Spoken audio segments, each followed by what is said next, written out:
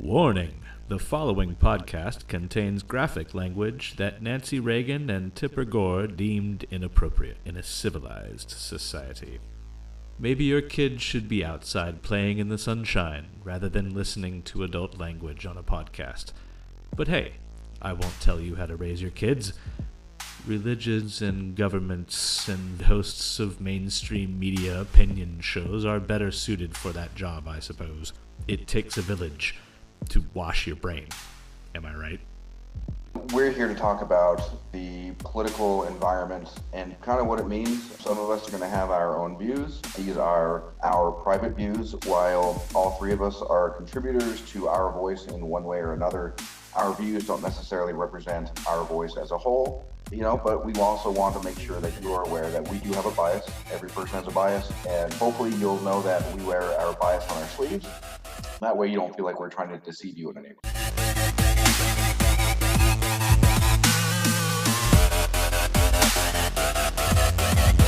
Hey there, podcasters. We're back. We've been gone for a little bit, a week. All 7 of you, you've noticed it. Everybody else, get the fuck on board. Yeah. It's time to get with the program. My name is Chris Guru. I'm way up in Maine. And with me, as always, is... Jessie, way down south. Way down deep in the south. Deep in the south. Like, I can sit there and screw with the South's IBS if I want to. That's how deep I am. Jesus Christ. That sounds like a conspiracy on its own. And speaking of conspiracies, if you didn't get it by the opening music I put on here, or at least it seems like we're going to talk about ominous things, today's episode is devoted entirely to conspiracy theories. Conspiracy theories that have come true, some that haven't yet, some that are completely batshit crazy, and others that make you want to go and call your mom and cry a little bit. Yes. So, now, Mr. Cheney, would you like to start us off? Sure. Let's first and foremost start off with that just a lot of people don't get this, okay? What is the definition of a conspiracy, right? The act of conspiring together, they were accused of, quote-unquote, conspiracy to commit murder. An agreement amongst conspirators uncovered a conspiracy against the government. Basically, all that is a group of like-minded individuals where realistically it could be a damn church group that all decide that they're going to send, people to the, Washington D.C. and get the DNC to say that, abortions are wrong. That's a conspiracy just like everything else. And boys and girls out there, all of your parents have been conspiring to buy you the toys that you want. And that is correct. That it's Santa Claus, which is a conspiracy theory that he even exists. Yes, it is absolutely 100% true. Now, the bad thing is, it's no different than the word UFO, okay? You hear conspiracy, and you hear the word UFO, and instantly, because you have been trained that way through culture and through news and through all whatever else you've been exposed to, instantly your hackles are going to go up and go, oh, yeah, okay, there was a third guy on the grassy knoll, and he shot JFK with the BB gun, and then jumped in his UFO and went to Kazakhstan. And that's the thing a lot of people don't understand is throughout history, every time there's a major war, before that war starts, it's a conspiracy by a government or a group of individuals or whoever. It's just strictly a group of people getting together and saying that we need to plan this. Okay? Exactly. So if we want, we'll go real quick history. It came out not too long ago that the Vietnam War, the conspiracy theory was that it was a bullshit red flag or a false flag or whatever you want to say. And then I guess the Freedom of Information Act every so many years kicks out just truckloads of documentation that gets declassified. Well, someone's got to go through that paperwork and be like, oh, no, can't give them that one because that tells who shot JFK, and can't give them that one because that says who the aliens were at Roswell. Well, apparently that guy was sick because that truckload of documentations that got declassified actually had documents in there talking about the incident at the Bay of Tonkin, which if I'm pronouncing that correctly, I really hope I am, and again, I really don't care. Gulf, yes, Gulf. That is the key event that got the U.S. involved in the war in Vietnam, and it was absolute 100% bullshit. Yep. So, but there were people who were explaining that in the past, and they were called conspiracy theorists. Correct. And they were told they're full of shit. And it's exactly. They're not. Exactly. Now, all these people that tried to get Hillary elected president in the last cycle could be called conspirators. The same thing with Donald Trump. Same thing with, you know what I mean? So that's what we're going to kind of touch upon. And I've got a couple of conspiracy theories of my very own that, yeah, they're out there, but compared to the shit that's come out lately about shit that's happened in the past, mine very well could possibly be true as well. And won't that be a fucking treat when I can stand up in the rest of the world and put on Twitter, haha, fucking told you I was right. We'll start documenting it immediately. Exactly. Okay, so what do you want? You want political first? You want cultural first or entertainment first? Or do you want the newest one that I've kind of come up with? You know what? I think I want to hear the political one first. Okay, so the political one is if all the 7 listeners that we have paid attention to the Speakeasy episode, I kind of let one slip about Trump not being an actual person or a human being, just being 3 Oompa Loompas standing on each other's shoulders that kind of became president. That's a theory that I've been working on here lately because it fits. Is that why his back looks like an ass? That is exactly why his back looks like an ass. And that's also why he can't drink water correctly. Because if you think about it, he's the head. He's the head Oompa Loompa. That's all he does, right? Yeah. Then you got the middle Oompa Loompa. He's the arms. Now, if he can't see the head, he can't find where that mouth is with his hand to put the water in. And that's why he drinks and he holds it still because he's tapping that little guy on the shoulder with fucking Morse code of just tapping him, going, hold it still, hold it still. I'm almost there. Okay, now tilt it up, tilt it up, tilt it up. And if you notice, Trump does tend to shimmer a little bit and like shake. He shakes, you know what I mean? So a little wobbly. A little wobbly. Now I'm thinking that you've got, the Oompa Loompa, that's the head, the Oompa Loompa, that's the arms in the middle, and then the third Oompa Loompa, who's just the legs. But then I started thinking about it. This shit goes deep, man. Like, this goes way deep. If you were 3 Oompa Loompas, how the fuck do you get elected? You're just 3. Yeah, you're just 3 random Oompa Loompas, and you're just like, I'm going to go out in the world and go see a big person movie and the like. But then I started thinking about it more and more and more, and then I started thinking about all the times I watched Willy Wonka and the Chocolate Factory, and if you think about it, a lot of that had strong Russian overtones. Really? Yes. I did not pick that up myself. Okay, so now in the initial beginning where you first meet the Oompa Loompas, right? Uh-huh. What's the dance that they do? If you had to put a cultural name to that dance that they do, would you say it's Caribbean? Would you say it's salsa, flamingo, Bolshevik? I would say that it could be equated to going to the Nutcracker ballet, which would be a Russian ballet, I would say. Oh, exactly. Now, if you go through and you look at all the text and everything else that's used throughout that movie, the font type, it's very Russian-esque in the artwork and the styling that they do. I'm not done yet. I am so not done yet. Okay. See, at first I thought it would be 3 Oompa Loompas who escaped from Charlie and were like, fuck, we're going to make the world pay. But then I started really thinking about it, and it's like, you look at when the story of Willy Wonka and the Chocolate Factory is, now that movie is supposed to be set in England, right? Yeah. Right. Now, I want you to remember back to the end of that movie, right?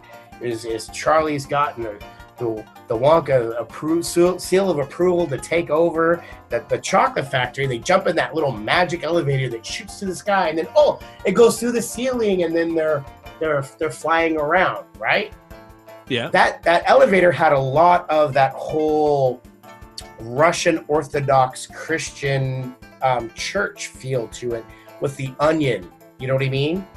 Yeah, I can get that. There was a lot of gold filigree everywhere. Exactly. And kind of even like the top, the ceiling inside of a really big Catholic church. Right. Now, even when they're the final scenes of the movie where they're leaving, it shows a countryside that doesn't really kind of line up with what I would view or I would think of as being English. There's a very, very strong Russian turn there. Now, the other thing that I'll put on there is the simple fact that throughout the entire movie, right, that the premise is that Wonka has put that sneaky startup guy who likes to talk to children out on a mission to see who will give him the ever-loving gobstopper, right?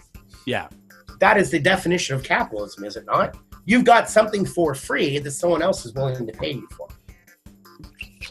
That would serve that. And actually, I just want to make a side note. I don't think it was set in Britain, or at least I'm thinking back to watching the movie, and I know distinctly his grandfather or uncle or whatever was like Charlie, like he had some hard R's. And then there's oh God, I'm gonna draw a blank now. Right? Who played Willy Wonka? Gene Wilder. Gene Wilder. There we go. Yeah, Gene Wilder didn't exactly try to have a British accent type. Oh. So it is kind of. I think it's like Midwestern, but yeah, it's set during the Depression, right? But so like I said, is if you look at it, then you could actually tie in some communistic ideas into that movie. Oh yeah. So what I negate or that my theory puts out there is that Charlie and the Chocolate Factory was really a warning tale about the rise of Vladimir Putin and his effect in politics. Was Vladimir Putin even out of high school at the time? Or no, but who do you think Charlie was?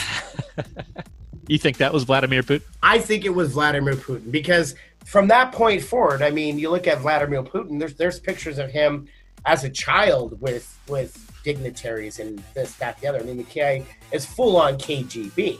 Now, you can't tell me that the Scarface Mr. Schmigel or whatever the fuck his name is did not look like a KGB agent in every other movie used from the 70s about Russia you would ever see. Interesting. So would you say that his connections early on would have served as his golden ticket?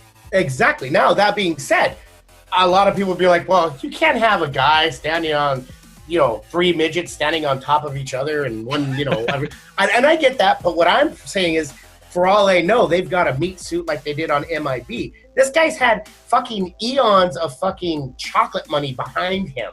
You can't tell me where his R&D is. You know what I mean? So now if you look at that being said, now you got the Oompa Loompas in charge right now. So he's sitting here and he's making all these wacky-ass claims, and he's actually affecting the most capitalist country in the world.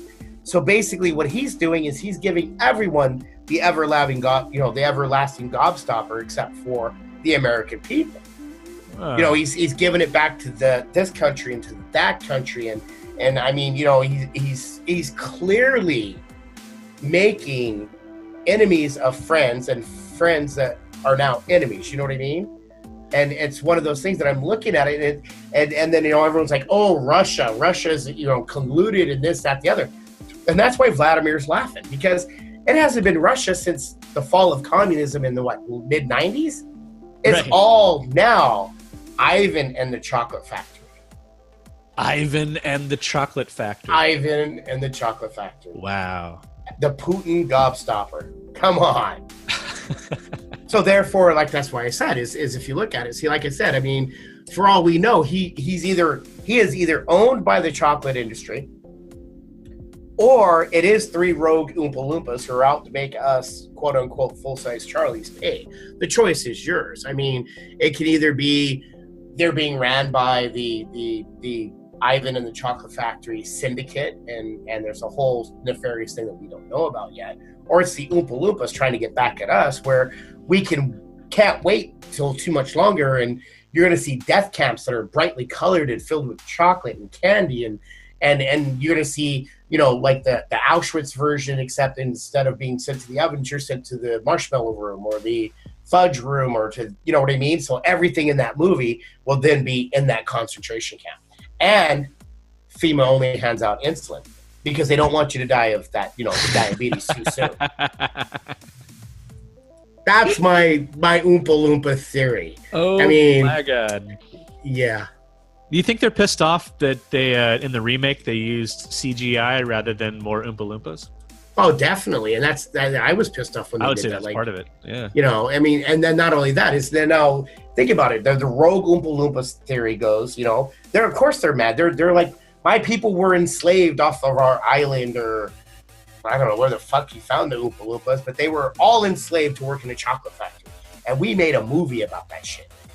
You know what I mean? That would be like Disney coming out with, fucking the next big cartoon of Auschwitz that talks about like Beauty and the Beast, except it's all the equipment in the concentration camp sings songs and does this. Or maybe they'll do a movie about Libya, the aftermath after Hillary Clinton helped to completely destroy that country, and they'll let the slaves that are being auctioned off dance and tap dance, right? Well, exactly. You got to sing. Maybe and even dance fall in love with someone who paid $400 for them. Yeah.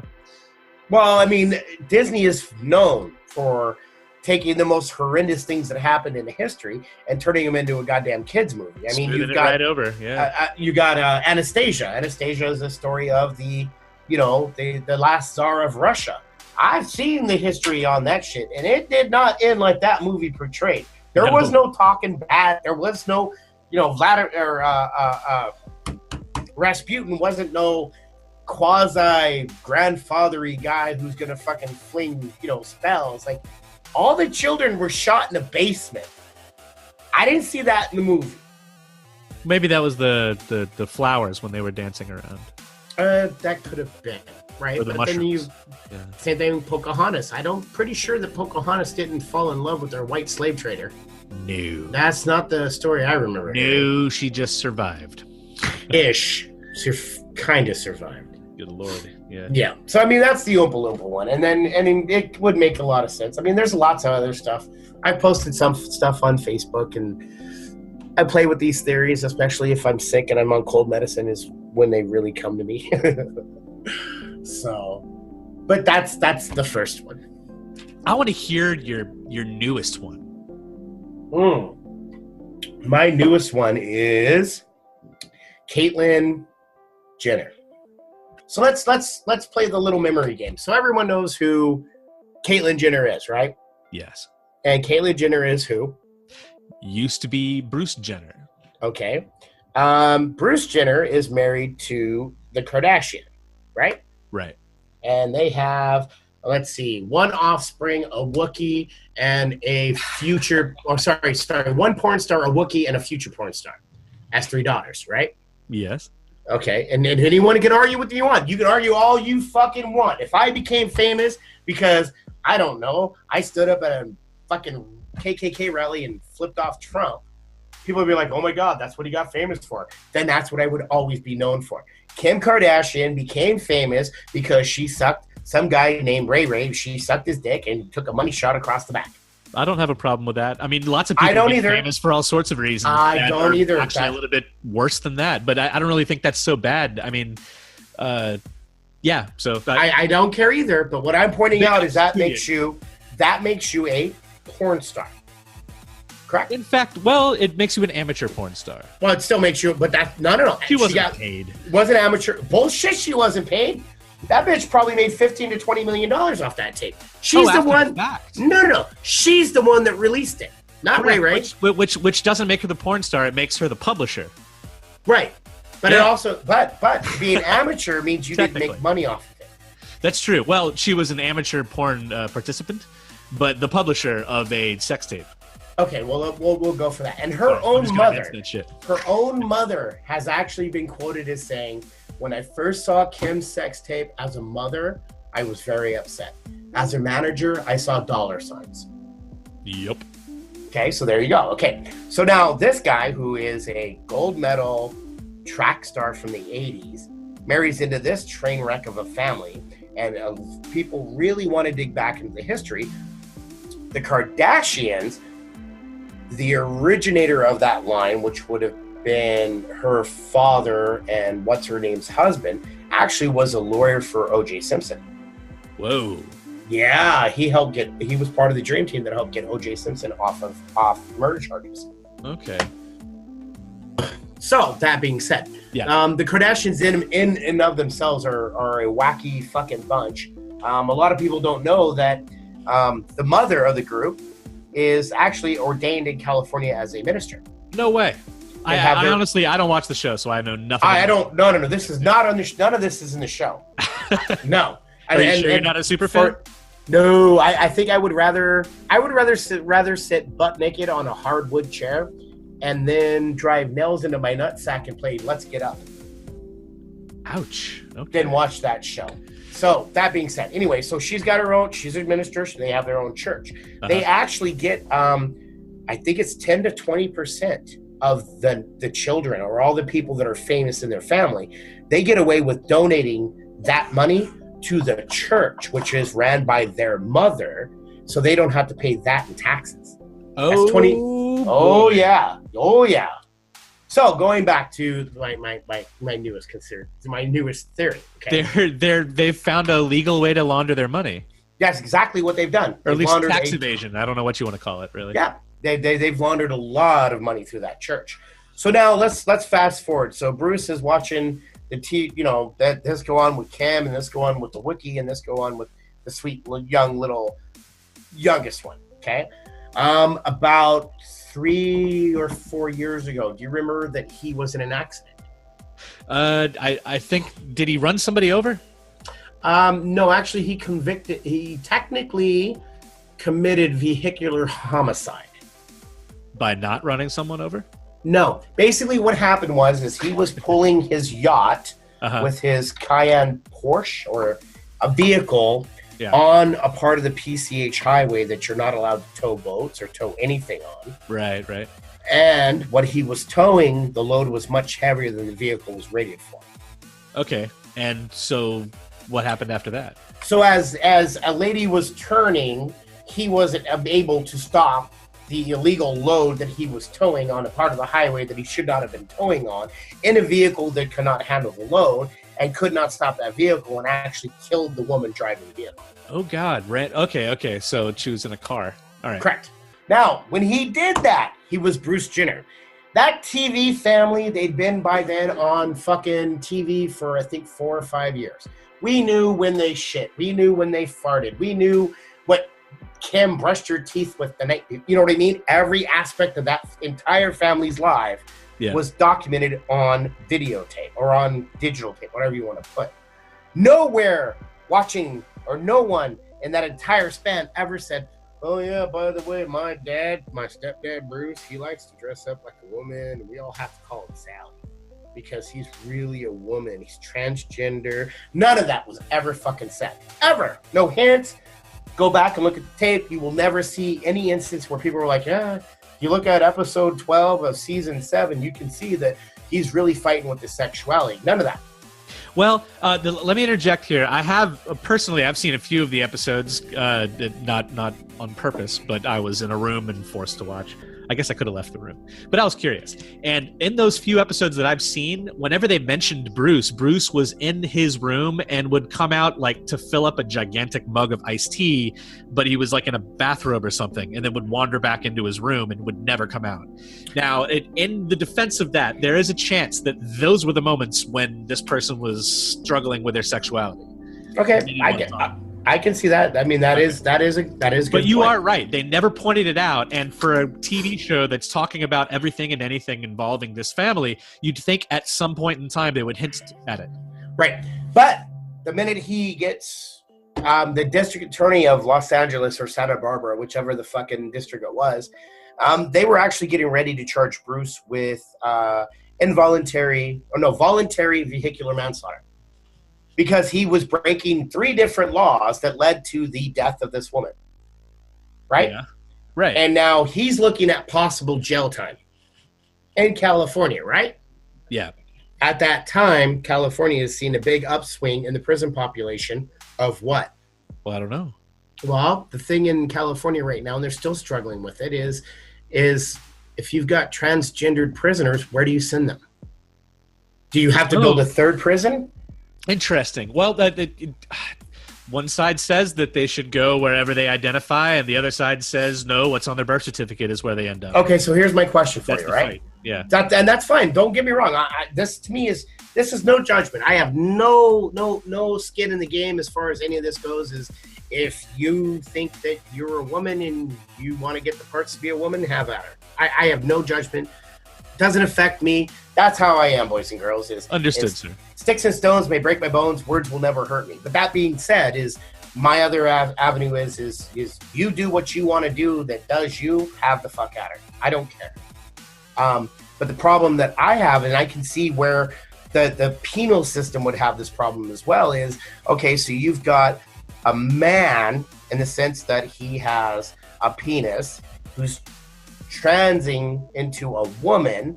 So you got a guy with a dick with tits. Where do you send him? If he breaks the law, do you send him to the male prison where now you've got half of a fucking woman from the waist up in with a group of men? Yeah, if you send someone in the middle of their transition to a giant group of men who at least 50% of that population are very ignorant and intolerant and would likely just kill the person rather than try to figure out what's going on. Yeah, well, that would be sketchy. You might not want to send that person there. But no, wait. You said the worst, which a lot of people don't understand, is if you got a 5-year sentence or a 10-year sentence. What's worse, you get shanked your first month in jail and you die, or that you spend the next 10 years constantly being gang raped by an entire group of people? Which is worse?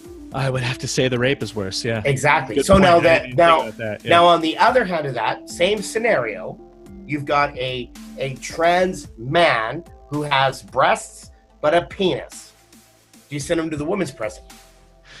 Okay, so I know what answer that the state would give. However, personally, I would. And that is because you can probably trust a person who has gone through a situation like that with not being the type who would also then go and attempt to rape all the women in the prison. Okay, now you're a woman in the prison, and you just found out that they're putting in 50 men in your prison. But qualifier that I am making that is the simple fact is this. The UFC had this problem as well. They had a trans fighter in the women's division, but this fighter had actually grown up and trained as a man. And of course, when he then went through the process of becoming a woman, right? And they started fighting this person in the women's category, they just beat the shit out of everyone. Physically, there is a big difference between being a man and a big difference between being a woman. Correct. Okay. That being said, though, the prisoners don't get to choose what happens. No, they don't. But at the same time, if I was a prisoner in that case, I would stand up and say, you're violating my civil rights in the simple fact that I am a female, and you are now bringing males into this prison. Of California. Yeah. Where do you put these people? Conundrum. Solitary confinement with a lot of outside time. I have no answer for you. Yeah. Exactly. So going back to how's that justice though? I don't know, because it's kind of what he was doing in the first, or she was doing. Exactly. She was a he. Yeah. Exactly. So now my theory goes to this: there is no mention, there are no whispers, there are no secret little. Did you hear that Bruce Jenner really likes to wear his wife's panties and stroll it around the house? None of that. That I ever heard through the entire. I grew the fuck up in California. He kills a woman. His lawyer turns around and says, "Look, you're possibly looking at jail time here, and we're talking 3 to 5 to 7 years." Yeah. No, your money isn't going to get you out of this. In fact, during that time in California, and even culturally, we had very, very. You could see that the judicial system was being very hard on celebrities. Yeah. That's what they would say. Well, yeah. Right. Then, you guys are being so hard on celebrities. It's like, no, we're just treating you like regular people. Yeah. So my theory goes that he transitioned from Bruce to Caitlyn, not because he's a woman trapped in a man's body, but simply he did it just to avoid going to fucking jail. I want to say that the timing was because of that. Yes.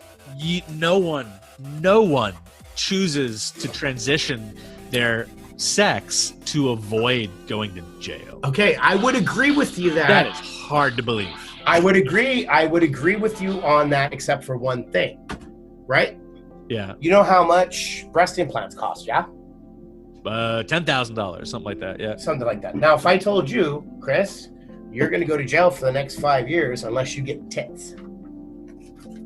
Well, didn't Caitlyn go all the way though?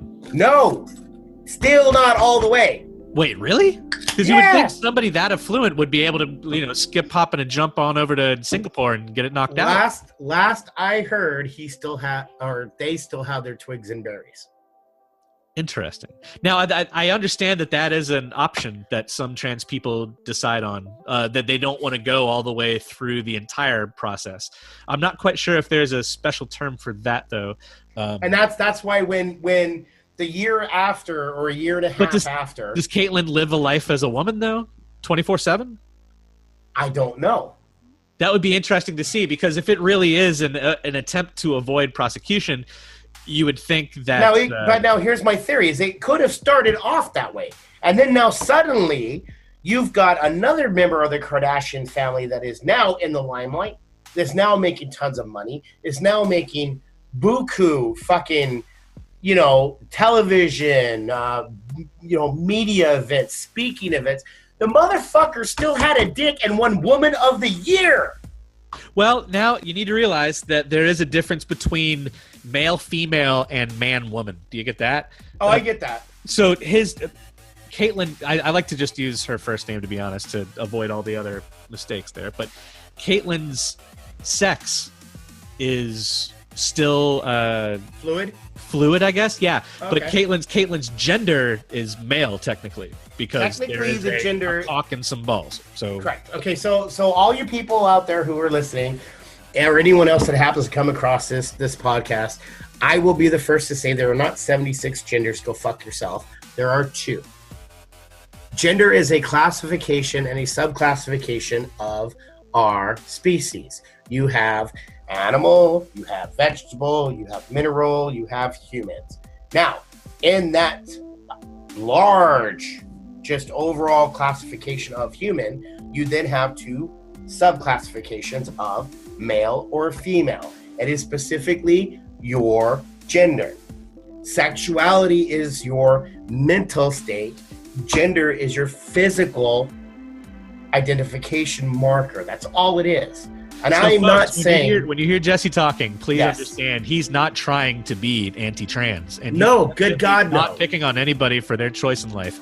However, Caitlyn Jenner is a specific individual, and speaking to what she chose to do and why she chose to do it, the conspiracy theory is, just recapping here, Jessie, is that she very well might have felt like a woman trapped inside of the body of a man, but it is very fucking convenient that she chose to go ahead and get breast implants and make her announcement about her chosen sexuality in the face of facing a very good chance of ending up in jail forever. Correct. That is my theory. Yeah. Again, like I said, to all the people out there, whether you're a man and you feel like a woman, or a woman and you feel like a man, or you're in between and you don't feel like either. I've got nothing against any of you. Not at all. None. Zero. You do you, I'll do me. That's all I'm saying. That's how life should be. Yeah, it's exactly it. And that's not even tolerance. That literally is acceptance. Yeah, it's acceptance. I'll do me. Let's not affect each other in a negative way, and we're fine. Yeah, exactly. And all of this, whether you're trans, your sexuality, I equate that, and I've taught my son this, is I equate all of that to basically ice cream flavors. Some people like chocolate, some people like vanilla, some people like fruity flavors, some people like this. But I'm not going to kill someone over their choice of ice cream flavors. Are you? Absolutely not. Okay, then why would I then turn around and choose to kill someone over what their sexual preference is, or whatever their they identify their preference that they prefer? To me, it's no different. So why would I kill you over one and not over the other? So then that gets me to actually self-realize and everything else of all that shit doesn't affect me, because it just doesn't. But because it doesn't affect me, I still got to have that mindset that it doesn't affect me. So therefore, I shouldn't do things or put things in place or back people or back organizations that put barriers up for people that are trying different things. Right. So it's that definition of be cool. You don't fuck with me, I don't fuck with you, right? Actually, that, not to segue too far off the topic, but that makes me think about this recent event where the guy that owned a cake store in Colorado, cake decorating dude, and it came out, Supreme Court decided that he is within his rights. Supreme Court didn't actually decide anything, except the case was tried wrong. when it was first tried. So that's what they really came up with. But what people are taking away from it is that this guy has the right to refuse service to people based on whatever he wants to base it on. And to be honest, I agree. And by that, I mean to say that I think he should be able to refuse service to certain people and not others. And I think that we should all be able to go out and hold picket signs in front of his store and boycott the shit out of him and run him out of business. Okay, so that's the freedom. I'll take it. I'll do what I want. I'll take it one step further. Okay? Anyone who listens to this or anyone in the sound of my voice, if you are a paramedic or you are a doctor or you are something that provides an essential fucking service, okay, and you're an atheist, feel free to walk up on these people who are wearing that cross, who are in a car accident, and be like, oh my God, you're pinned, you're gonna die. Oh, you're Christian. Oh, pray to Jesus, I'm sure he'll help you out. Get the fuck back in your van and go back to the fucking tool house. I see your point, Jesse. However, I have to argue a little bit against it because what you're describing is an essential service that should be afforded and guaranteed to all people. This guy's decorating fucking wedding cakes, and who gives a shit if you buy a wedding cake from an asshole? Okay, but stop. The Declaration and the Constitution state that you're not allowed to discriminate based on certain things, correct? Whether it's a non-essential service or an essential service. What's the difference? Discrimination is discrimination. Because people discriminate at fancy restaurants if you're not wearing a tie. Yeah, I'll give you that one. Okay. And I love pulling that one out because nobody. Yeah, I give you that one. But then again, most of those places, the food is shit anyway. It's fucking overpriced Alpo. Ouch. Oh yeah, I said it. Anyway, but that's my point. Is when you allow one segment of the population to discriminate, then it's a slippery slope. Then other, you know what I mean? Then it's I get you. Well, what if you're a cop? For perfect example, you're a cop and you live in Texas, and you are that hardcore redneck right wing Jesus make America great again, and you pull up on an incident that involves a transgender person and a gay relationship. Well, my religious belief says, hey, they're getting what God says that they deserve. Does that cop get to turn around and walk away? No. But I guarantee you, it's happened. Oh, of course it has. I mean, okay. You're talking Texas and cops. The biggest thing that I laugh about is all these people that do this shit. Same thing with that guy in Colorado with the hardware store. He put up a sign that said "No gays allowed." Right? Yeah. Okay, that's fine. That is great. That's fine. You are putting it out there to the rest of the universe that you are Christian. We're going to hold you to your values. Oh, look at that. You're talking to a woman who's not your wife. We're going to fucking stone you. Because that's what the Bible says, right? True. Okay, but you can't do that, though, right? Because that's wrong. Yeah, it's funny how physical violence and treating people like objects, yeah. You know, I kind of wish Josh was in this discussion for the moment because he has this one quote that I've pulled out of him a couple of times, honestly, in the past month. It's funny how life works sometimes, and it's becoming relevant right here. And it's his idea about tolerance. It's not his, but he likes to quote it.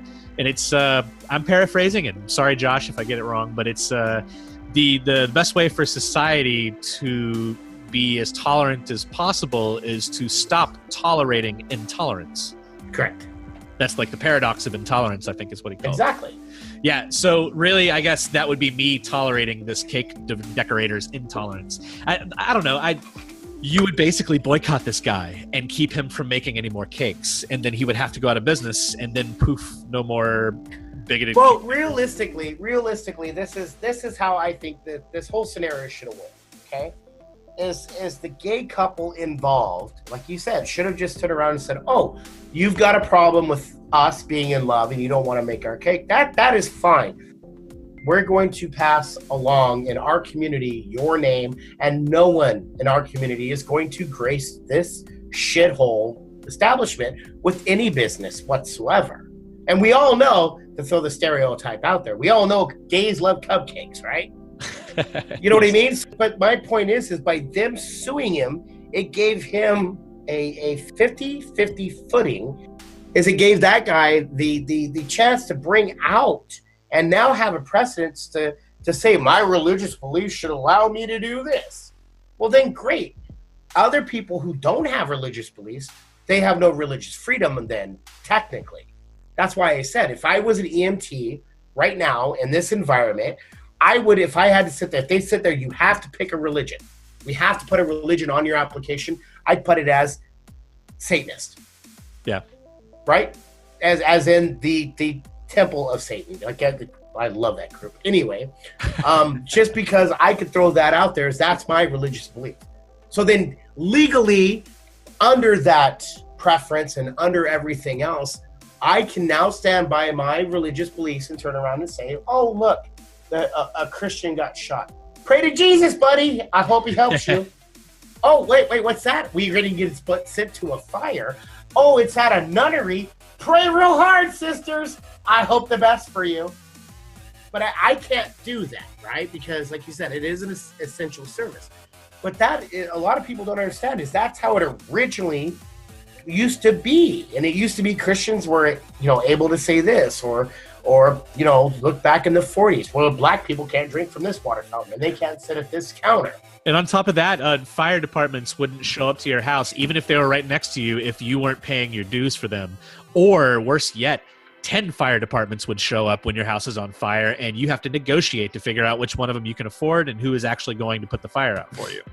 Yeah, exactly. Yeah, that's kind of why the state absorbed that, and it stopped being a privatized industry, which, right. By the way, those assholes actually want to privatize that shit again. Yes, they do. And that's the thing. And the thing is, since we're talking about religion and we're talking specifically a Christian religion, I don't give a shit what anyone says. I've done the research. I've done my required fucking reading. There is no difference between the fucking Christian Bible and the fucking Quran.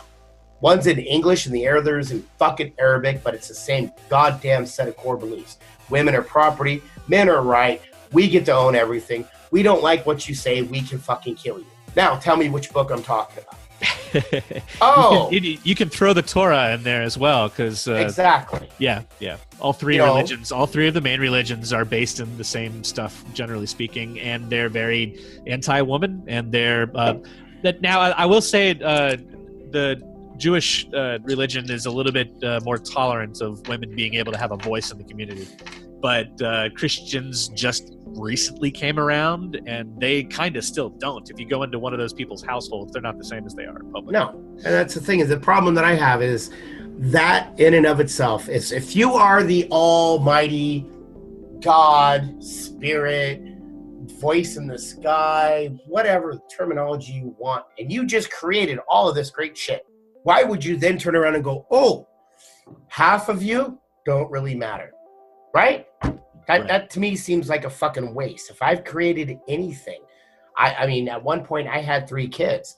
I didn't look at one of my kids and go, you don't matter. You just don't. You know what I mean? Kid. You're a third of a child. We just kind of tolerate you, but you really don't matter. Your little brother gets to tell you what to do. Yeah. Exactly. And then that's way off the tangent we were talking about, but that's what I'm getting at. And you quoted Josh, I'll quote Christopher Titus. Fight stupid, otherwise it thinks it wins. And for someone not to stand up and look at this cake baker and go, you're a fucking idiot. You just pissed off a large population of the Colorado fucking area. Well, that's what I'm saying. It's not like Jesus is going to come down and pat him on the back. I'll tell you a shocking thing that I kind of came to the realization for, right? Yeah. Westboro Baptists and all these Christians like to turn around and say, God hates fags. God hated fags so much, why'd he put the fucking G-spot up the butt? Exactly. That's all of my gay friends. You know what I mean? Like I said, all right. I don't care what you do. You do you, I do me. Unless what you do is hate. If you hate upon another person for their the most ridiculous things, you can't help who you love. You can't help the color of your skin, and you can't help the way you're wired sexually. You can't. All of this happens that in an environment that is completely and 100% out of your control. I was born white. I can't change that. I was born male. Now I can kind of change that if the psychology in my head tells me that. And psychology may be the wrong terminology. I'm not sure what to use here. But all I'm saying is there are certain things you can change, certain things you can't. To quote Jay-Z's mother, it was a song that he added to his album as he was finishing it up, actually, because his mother came out to him, and there's a poem at the end, and just the last line she says is, love who you love because life isn't guaranteed. No. And I really wish that these hardcore right-wing religious nut bar jackass sociopaths would understand that these people don't want to turn you gay. They don't want to make you trans. They don't give a shit who you love. They just want to love who they love. And they want to be able to get the same rights as everybody else. And honestly, it's about human rights. It's not about gay rights or women's rights or men's rights or Republicans' rights or Democrats' rights or anything. We're all fucking people. We should all be able to get the same equality and equity in this country that we live in. To come down to, well, I don't like you because you do a thing privately that I don't accept, or you dress a certain way that makes me uncomfortable, and so if you get too close to me, that's where the fear comes in, right? They think that it's somehow communicable. Right. But to quote another great fucking comedian and podcaster, Joe Rogan, these people who are so afraid of homosexuals may be those people that secretly think that dick tastes great. They're afraid because, they secretly think that dick may taste great. And if they ever try it, I'm hooked on it now. Those who are more deeply fearful, homophobic, I would have to say it makes logical sense that there is a good chance they are fighting something internally. I would agree with that. Externally. Yeah. They that picture was painted pretty well in that movie American Beauty. Yes. Ironically, with a sexual predator involved, but we'll get over that. Well, I don't know. I'm purposely staying away from that for the simple fact that I'm not. Okay. Let's see if we can get through this without Jessie being getting set on fucking fire. You ready? All right. I'm gonna dodge. I'm gonna weave. Okay. So what's the third conspiracy, Jess? All right, we'll go with that. Third conspiracy. Give me 2 seconds.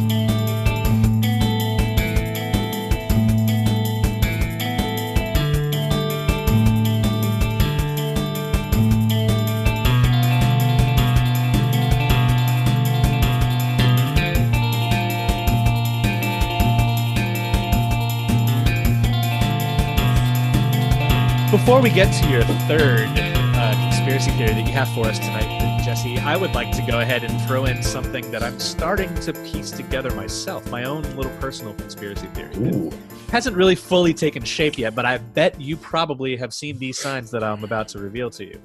So one of them is this assertion.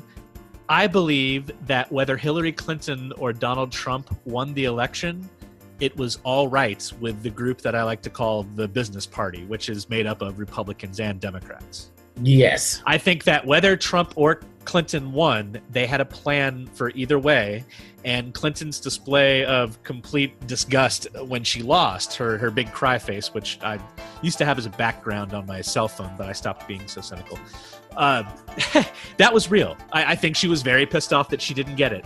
But I also think that this was then the game plan that was supposed to take place. The whole Trump collusion thing that ends up going nowhere, busting a bunch of people that were in his group, his campaign, and all the way to the, whether you want to call it spying or if you want to call it an agent who was placed in order to gather information and give it to the White House. I think all of that was plotted out in order to get other stuff done, like pushing the wars forward, assassinating people all over the world, continuing to rape and pillage other countries for their resources, which is what we've always done since I have existed. And shit, all the way through my parents' lives, right? And their parents' lives as well. It's all a fucking ruse. Now, all the people who are involved, however, except for the very, very top echelon, don't even know that it is. They're being pushed around because they're understood or they have compromat on them or something.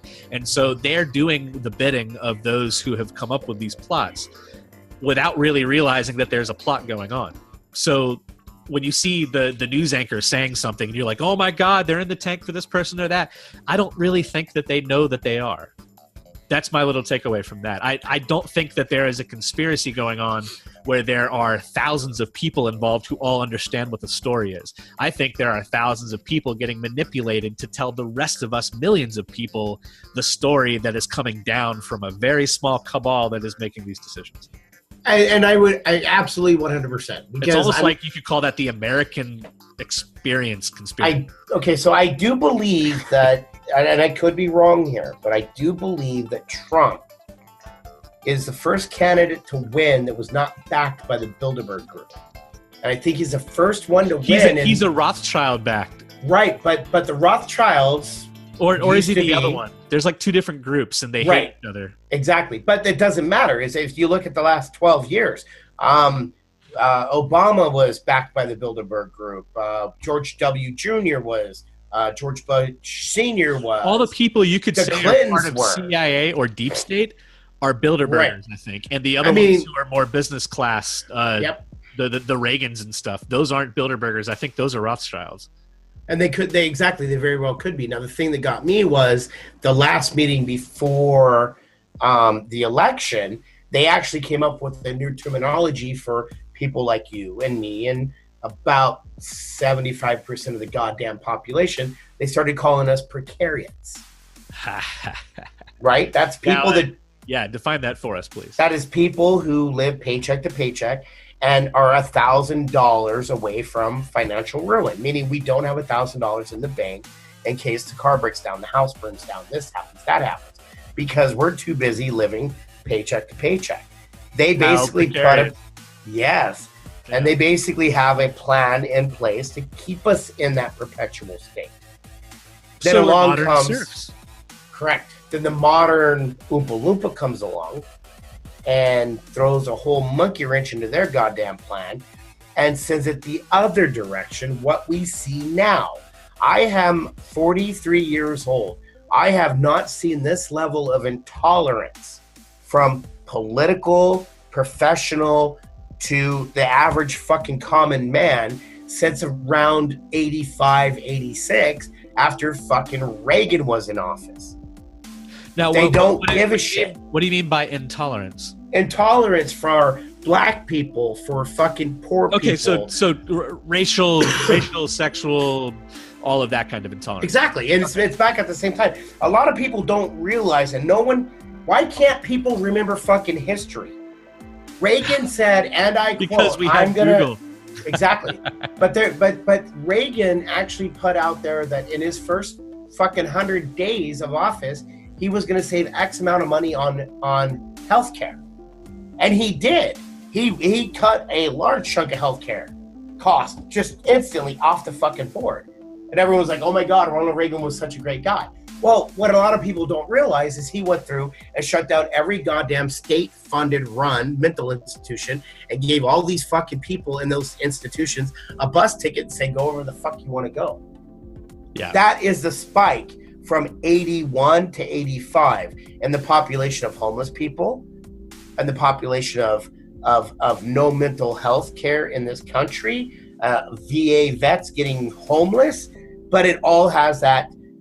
Here's a great conspiracy theory for you. It has a trickle down. He was right. The trickle down theory does work, but it does not work in the way that he says. It works in the simple fact that all the shit trickles up, right? You put a population of 15, 20, 30,000, mentally ill people out on the street as homeless people. Well, yeah, violent crime is going to go up. Drug use is going to go up. Cops are going to need more money to deal with all of this shit. See what I mean? Yep, you get to increase the prison population. In fact, there are so many people in prison now that should otherwise be in an asylum. And Reagan wasn't the only one shutting down asylums. Motherfucking Clinton was doing that shit too. Exactly. So that's a good conspiracy theory for you as well. But that's what I mean. And now we are sitting in a situation where I know we kind of agreed that if we talked about this, we would have this. I'm going to put it out there. Bourdain. Yeah. I'm going to put out there Lincoln Park. I'm going to put out there Chris Cornell. I don't know the Kate woman who committed suicide. However, I do know what happened with her, and to be honest, it's Kate Spade. She was found having they call it apparent suicide. It was a scarf wrapped around a door handle that's 3 feet off the ground, tied to her neck. Tell me the last person that did that by themselves. David Carradine actually hung himself in the closet like a cheap fucking suit, jerking off, and died. But that is like 7 or 8 feet above. And that was a dude trying to do autoerotic, which women really don't have to yank things around their necks in order to achieve that. No, but I've been with a couple women who like to be choked. So what do you say about that? Yeah, true. But are you saying Kate Spader tied a scarf around her neck and then around a doorknob and slammed the door in order to get off real fast? I don't know. I say that's a little bit far-fetched, but that is in the realm of possibility. I understand. But I think my point is that Bourdain supposedly hung himself. This woman supposedly hung herself, right? There are so many, and Bourdain, I don't know, the more I read about his opinions in politics and his commentary about how he's had to deal with like Clinton goons, the more I'm starting to wonder. And just I've watched nearly every one of his episodes, right? I read his book. I know who he is. And by the way, he was a cook. He was a sous chef for a while. He was a sauté cook, but he got fired a lot. And the reason why is because he was a heroin addict. Now, he was a really good cook. And to see someone who is a really good cook get out of that game, write a book, have it be successful, and then become this superstar is more inspiring to me than saying he's a celebrity chef. I just wanted to throw that out there. Yeah. But if you watched him and listened to how he speaks and watched his Twitter feed, which I followed, and see how he talks about politics outside, and he was a CNN anchor saying this shit, by the way. Yeah. You would have to say to yourself, either he took a pill that gave him the thought of suicide, which is unlikely because he's 61 and that doesn't happen at that age, or he didn't commit suicide because he wasn't suicidal. Don't you think that a guy like him would want to live to see at least Weinstein go to prison, since his wife or his girlfriend had been raped by Weinstein and she was one of the first ones to come out with a Me Too? I don't know. Anyway, that's my conspiracy theory. That very well. But my point is this, okay? Okay. And this is going to be me and the wife of this is a bone of contention between me and her. I've met people that are suicidal. I've had suicidal thoughts. I'm saying this, okay? When you reach a certain stage, right, in your life, whether it's financially secure, you're a celebrity, you're this, you're that, whatever, okay? I have no sympathy for a fucking celebrity that kills themselves. None. Go fuck yourself. You know what? You should have fucking got your whole head in front of the shotgun. That's me personally. And the reason I say that is this. You are either suicidal because your fame has isolated you from your family and friends because of your wealth, or you feel disconnected from the world because you're surrounded by a universe of yes men and everyone's trying to get a piece of you and this, that, the other. I get that. I can understand that, and I can respect that. Linkin Park, fuck you. You made millions of dollars off of making entire generations depressed because you sung about how they felt. Correct? Yeah, I haven't even thought about that. But now that here's my point. Yeah. You feel so shitty. You feel so depressed. You feel this. You go to fucking Chicago, LA, any major metropolitan fucking anywhere in this fucking country, you go to your ATM, you throw in that fucking black Amex card or gold fucking Visa, whatever the fuck you got. You take out every goddamn dime that ATM has available, and you could walk down that street and change lives in a fucking heartbeat. You could go volunteer at a soup kitchen. You could go and see sick kids that love your music in a fucking cancer ward. You could have found some other way to get out of that fucking shell and not be such a self-pitying piece of shit. That's my point. You know who else shares that same view? And I've had a lot of people arguing with me on Facebook because just yesterday I posted because yesterday Anthony Bourdain, it was announced in the morning that he had apparently committed suicide, and I still want to call it apparent because anyway. So I made a post, and after reading all this stuff, people, R.I.P. Bourdain, we loved you, blah blah blah, chef, yada yada yada. And I said, you know what? Suicide is one of the most selfish choices you can make. And so it doesn't make me sad. It makes me really pissed off. Yeah, that's my point. A lot of people took that. I got comments after that just said, fuck off. I had other comments that said that I'm so callous and arrogant and that I have no empathy for other people and that I don't know what it's like to be depressed and that I don't know what it's like to be suicidal and this and that. And, so I had to go in there and open up a little bit. I was like, I've fought depression before. I know exactly what it feels like to be in the moment of having suicidal thoughts. I was a teenager and things happened, And on top of that, a few people actually came to my defense because they understood my very vague post, which was vague on purpose because I wanted to try to get people to talk about it in a different way than, boy, we miss them, suicide sucks, we got to do something about that. Yeah, because that doesn't stop anyone from doing it the next time, right? No, and in fact, it probably causes a trickle-down effect, because if everybody loves you right after you committed suicide and everyone hates you right now, then maybe some idiot teenager is going to put that shit together, right? So when you get done, go ahead. My point here is, the way I see it, I think, and this might piss other people off, I guess, in a different way. I think that everybody has the right to take their own life if they should so choose, because it's yours, and that's one of the. It is an ending thing, and I say you have nowhere else to go once you're dead. So when you do that, that is it, and you've decided to shut it off.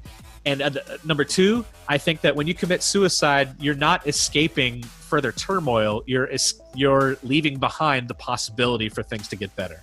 And I think that kind of falls into where you're saying, why don't you go and make everybody else happy? Because that would bring joy into your heart, and you might forget whatever it is that's driving you to this point. So number three is, I think it is a selfish choice to make, to take your own life. And that's not because I think that I am deserving of having your life near me more so than you are of getting to make the choice of taking your life away. Like I said, I think you deserve to make that choice, but I also get to judge it, just like everybody else does. And I judge it as you're being selfish in that moment.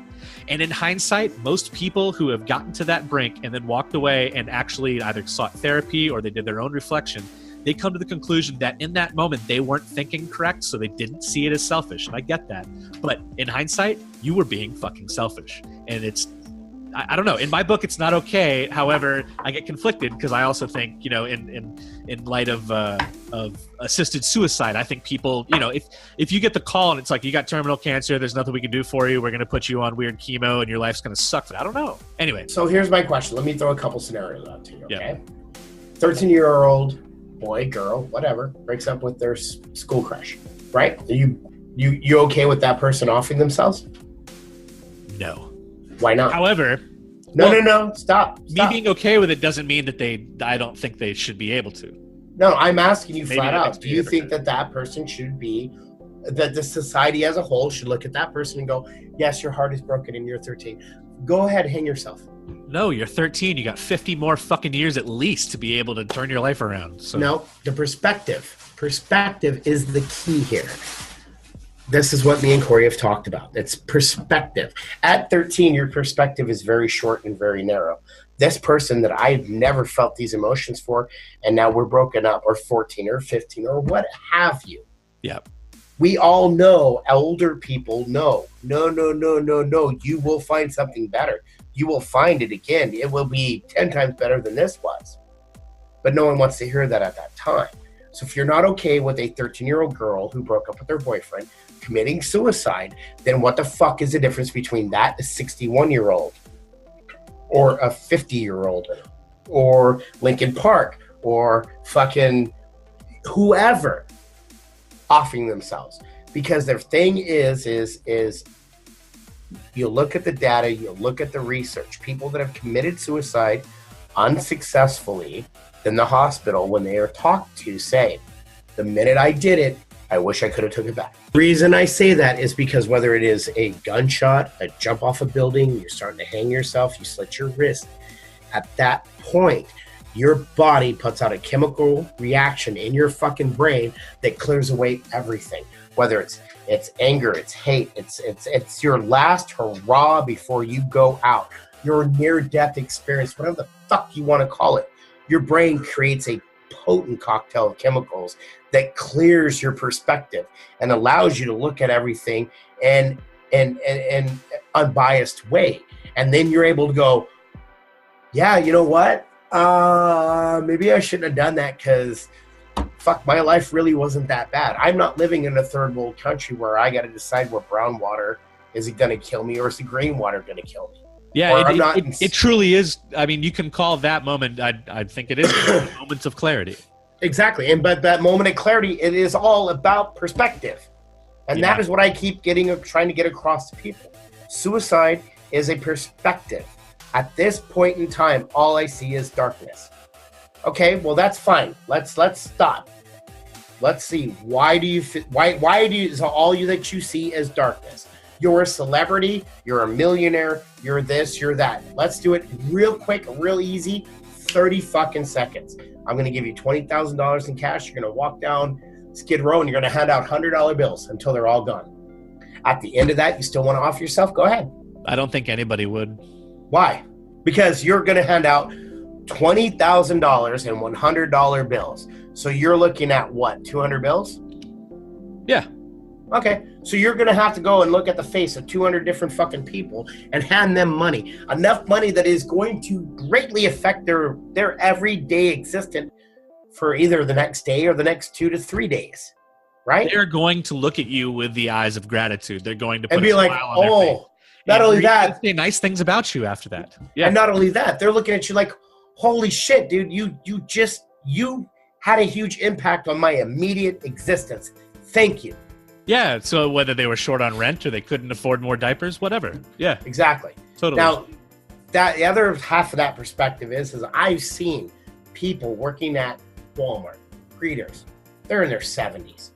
These motherfuckers have gotten up every fucking day of their lives up until the point I saw them. Every day they get up, they put on their pants, they put on their shoes, they put on their, their socks, their shoes, they get ready. They came to this shithole fucking Walmart just to wish, hey, how you doing? Welcome to Walmart. You can't tell me that motherfucker ain't got more of a reason to want to off himself than this rich piece of shit, whoever it was, who hung themselves, shot themselves, OD'd on drugs, or did whatever. Yeah. That motherfucker has trooped for 70 years and is now working at Walmart. I'm sorry, again, tell me what you're fucking sad about. It's all about perspective. It definitely is. It definitely is. And one other perspective people should take into consideration whenever things like this occur is it's not just about the perspective of the person that chose to take their life.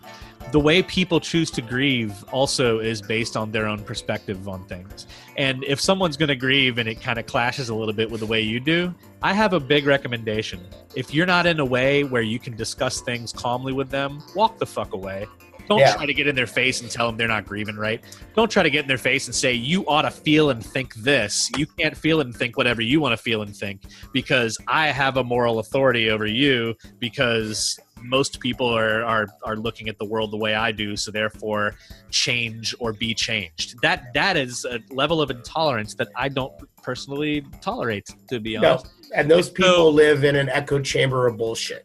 Yeah, they do. And I'll admit that on some topics, I am the same way. I live in my echo chamber of bullshit. But the thing is that I'm aware of it. Well, exactly. And my thing is this, is only because of a certain other individual, I will not post certain things just so she doesn't have to read them on her feed. But I will tell you the same thing that I told her. If you are making $1 million a year or more and you kill yourself, you are a piece of shit. Go fuck yourself.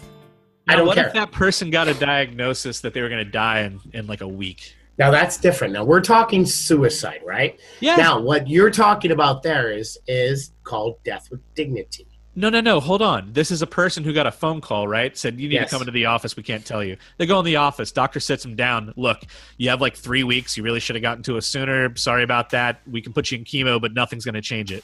Right. Now, that's not suicide. They get hit. So now they go home and they decide to commit suicide. But no. That's what I'm telling you. That's not suicide. Okay. That is ending your life on your terms. That means that if you didn't have that cancer, you wouldn't kill yourself, right?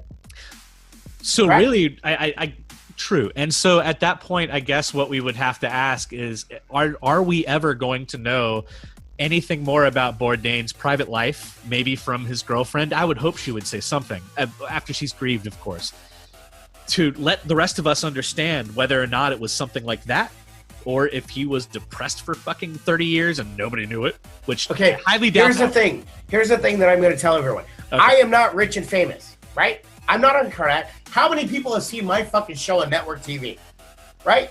When did you see Life with Jessie or that fucking retard? You know what I mean? Or some show starring me? Did you? Did you see a new show called That Fucking Retard Across the Street? No. No. Or shit this fucking moron says. Has anyone seen that show? No. No. Well, besides Trump. I do apologize. I was going to say, that's called CNN.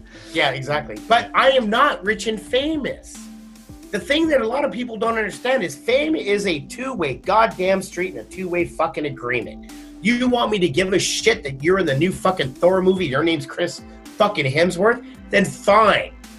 I'm a fan now, Chris. You're fucking gorgeous. You bearded son of a bitch. Thanks. Right? I'm pretending you're talking to me. But what I'm saying is fame goes both ways. You want me to pay attention to you so you get money because you're in the Amex commercial or you're on CNN or you're here or you're there. That's a direct agreement. It's both ways. When you do something in your personal life, don't turn around and say, fucking paparazzi won't leave me alone. No, you're famous, motherfucker. You signed up for this.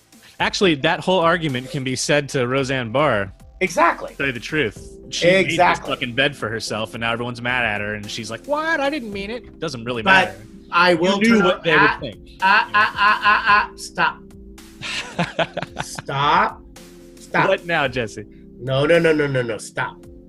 I would like to point out to people that I'm not defending Roseanne. I think what she said, if it was funny, I would defend it, but it wasn't even funny. No. All I'm putting out there, and it's not an excuse and it's not anything else. I'm just putting out there that Ambien. Yeah. Ambien does have some side effects, and those side effects get amplified and twisted if you drink while you're taking it. That's all I'm saying. And I want to add to that caveat. There is no law that says that you can't be a racist. No, I'm not saying that that racism is fine, or that taking action as a racist is okay, or that saying anything racist is something that we should tolerate. I am totally against all of those things. What she said about that about Obama's sidekick there, that was awful, and she should not have said it. And actually, her apology seemed heartfelt, and because there have been a lot of other people who have said horrible shit and then came back and apologized. All I'm going to say is this. But if you don't hold Ambien stops you from being able to keep that barrier between what you're thinking and what you know you can and can't say.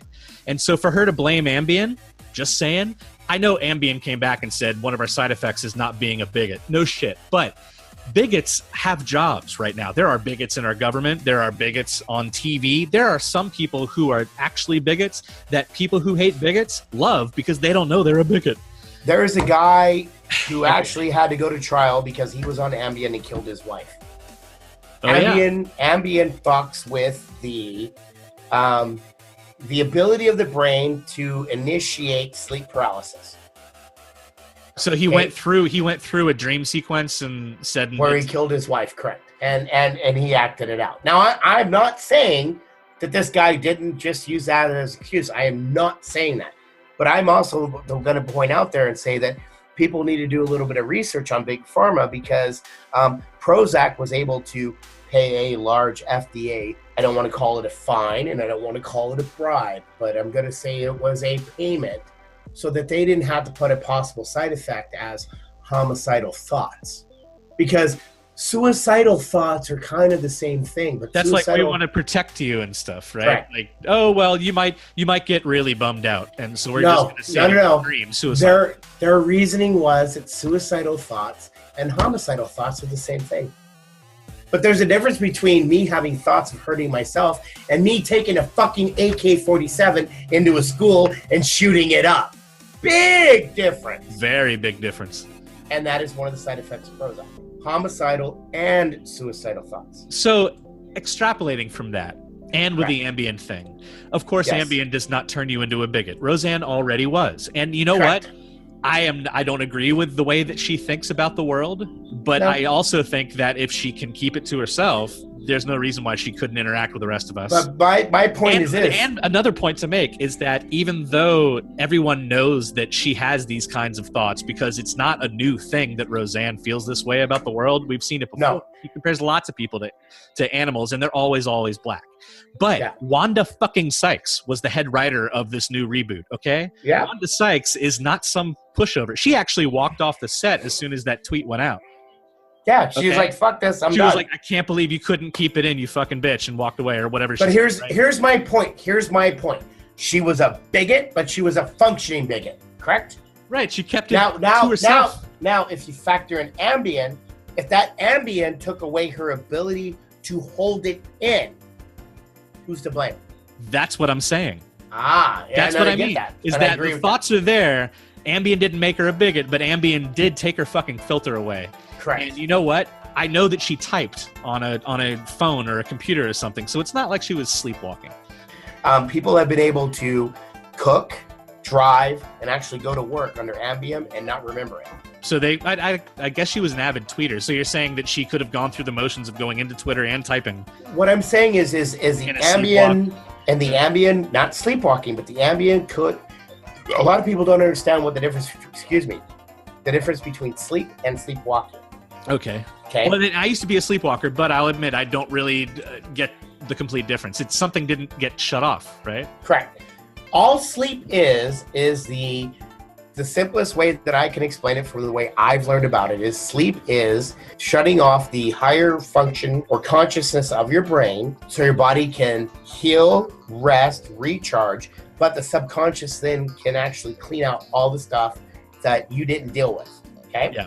Now that being said, for the subconscious, that's where dreams come from, is the subconscious.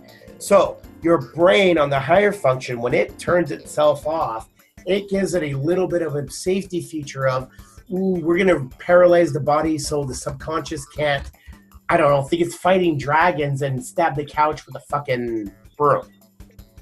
Right? Yeah, Sleepwalkers.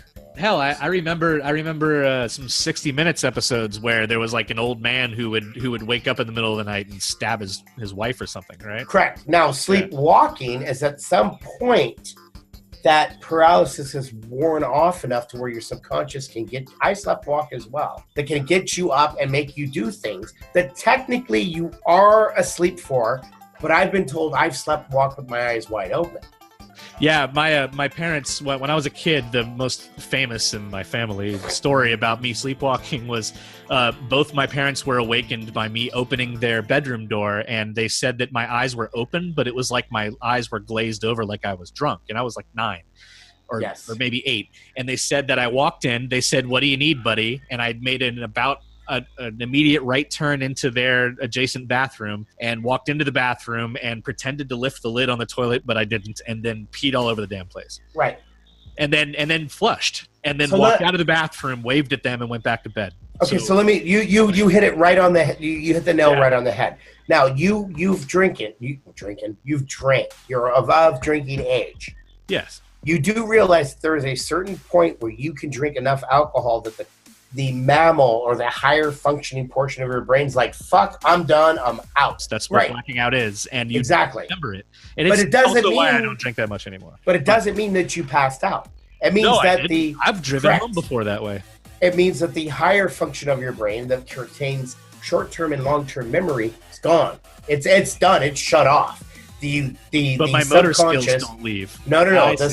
The subconscious, or the quote-unquote lizard part of your brain, that it controls flight, fight, and a lot of your baser emotions, it takes control over, and suddenly you're off, I don't know, fucking doing all kinds of weird shit. I mean, there are times that when I first was of legal age to drink, I blacked out and I did shit where people were like, dude, I cannot believe that you did that. And I'm here listening to it and going, pictures or it didn't happen. And then 15 cell phones float my way, and it's like, well, fuck me, that is me right there. Yeah, and I am butt naked flying like Superman off the side of the roof. I don't have any photo evidence, but I did have evidence on my best friend's forehead. I hit him in the head with one of those candles that are made out of pink salt. Yeah. You know what I'm talking about? Big, giant thing, probably weighs 10 pounds. Threw it across the room at his head and said, "Hey, get me a beer." The scariest thing that I was told is okay, so I am like less than 1% of the population that is actually allergic to anesthetics. Okay. Novocaine, lidocaine, all of the quote-unquote local anesthetics that they'll give you, okay? I learned that at around 13 after my second trip to the hospital because I got Novocaine. It sends me into anaphylactic shock. I can't have it. I can't use it. After 13, I've had about 400 staples, 600 stitches, and about 7 major dislocations and dental work with no anesthetic whatsoever. Whoa. Yes, so I have an extremely high tolerance for pain. Yeah. Actually, it's to the point to where it's a mixture of relaxation and breathing. I get a massive dopamine rush and adrenaline rush from pain.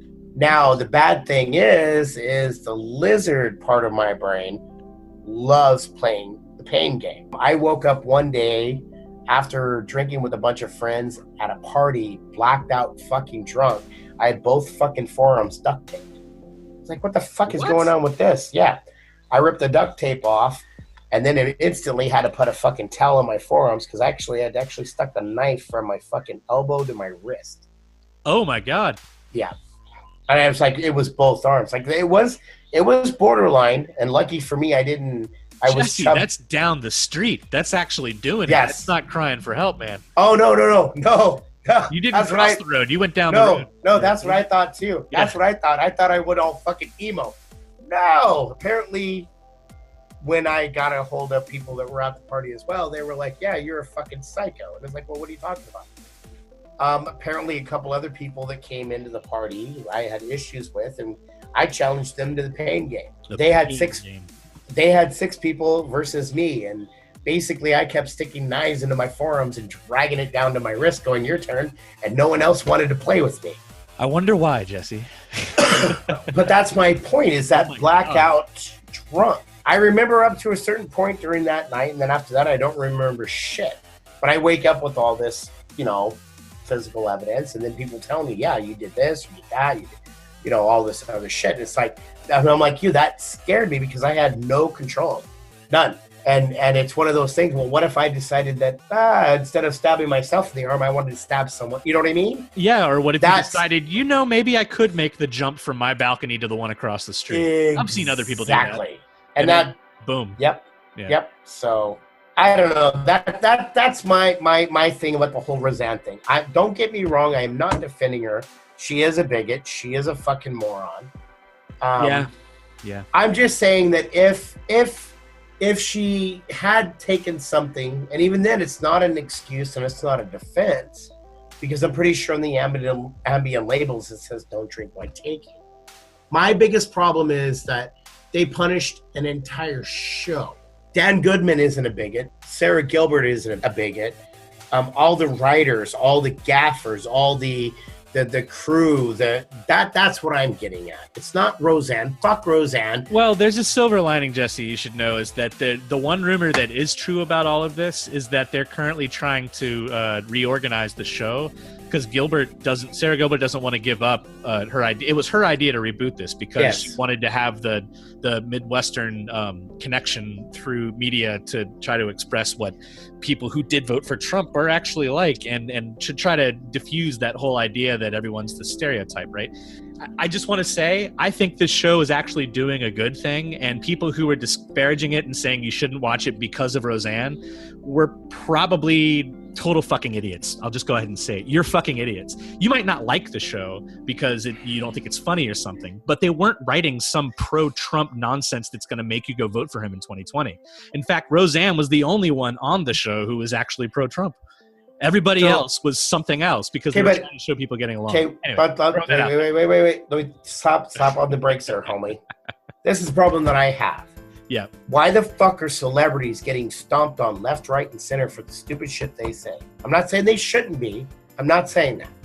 You know why? It's because wait. Biden's trying to call him, man. Yet sweet potato Hitler can turn around and tell Canada you're a security risk because of what happened in 1812. Yeah, right. Like, didn't you burn down the White House?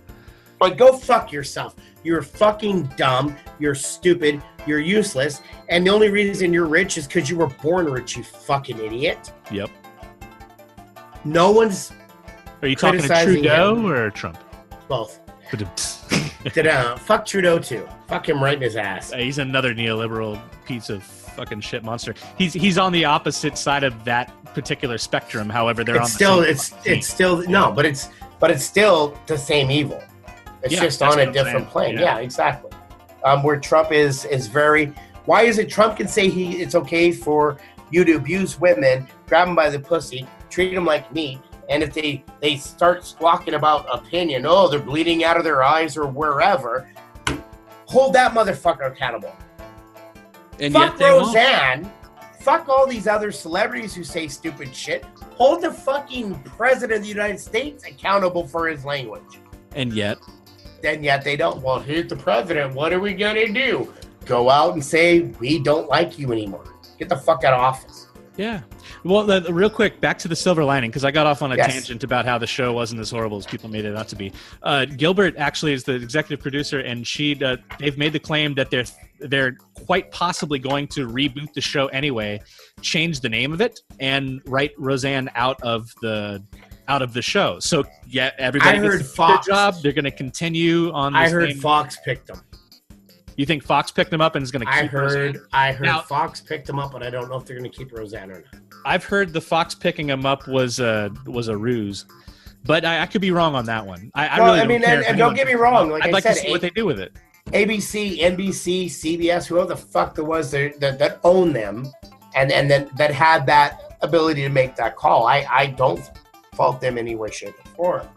My prediction is they're going to kill Roseanne off by making her a pill popper. I mean, they already did make her a pill popper, so she's gonna. No, I think it's gonna be more along the lines of Roseanne. She had a heart attack. Yeah, that's probably an easier. You can't kill that character and besmirch it like that.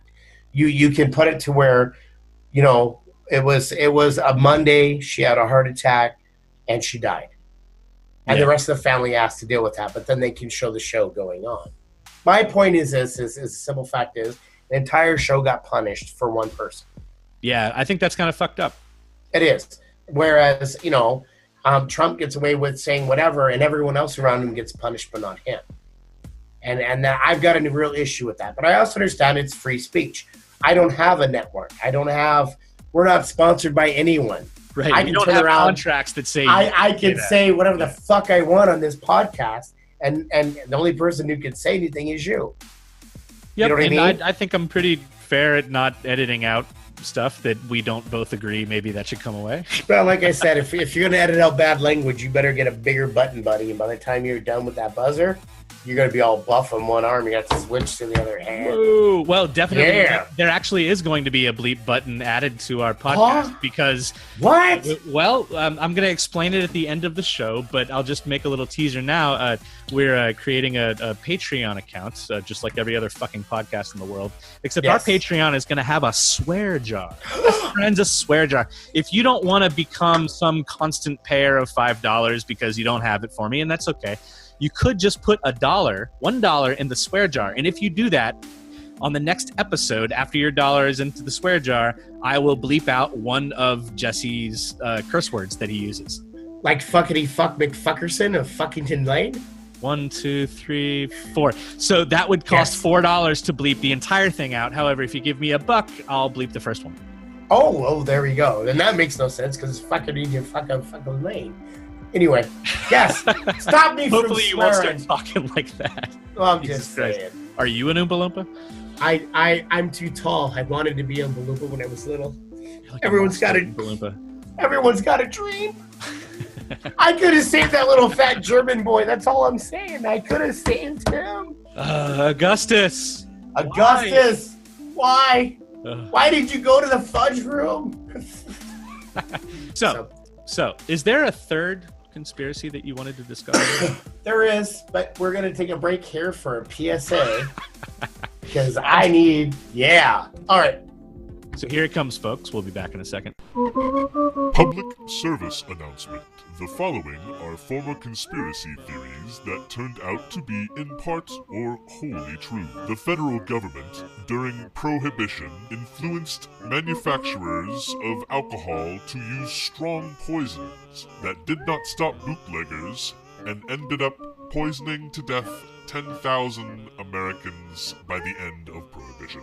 The government was stealing parts of dead children's bodies. Up to 1,500 grieving families had their children's graves robbed by the government without their permission. The Dalai Lama was paid by the CIA $180,000 in the 1960s. During the Tibetan resistance, $1.7 million per year was given to this resistance by the CIA to disrupt and hamper China's infrastructure. After the Snowden revelations, every single one of the NSA spying conspiracy theories have so far been shown to be true. The North Vietnamese never attacked the Maddox in the Gulf of Tonkin. It was faked in order to drag the United States into the hot war in Vietnam. If you spell the word Illuminati backwards and follow it with a .com in your search, you will come upon the NSA website. Cameras inside of your smart televisions can watch your movements and track your eye gaze. Your cell phones pay attention to the words you say. Keywords are fed to apps and then advertisers. A cabal of corporations that form a group called ALEC writes legislation and passes it through local, state, and national governmental bodies, making politicians do their bidding so that they can get away with more things that generate more income for themselves. Consider the Stand Your Ground law.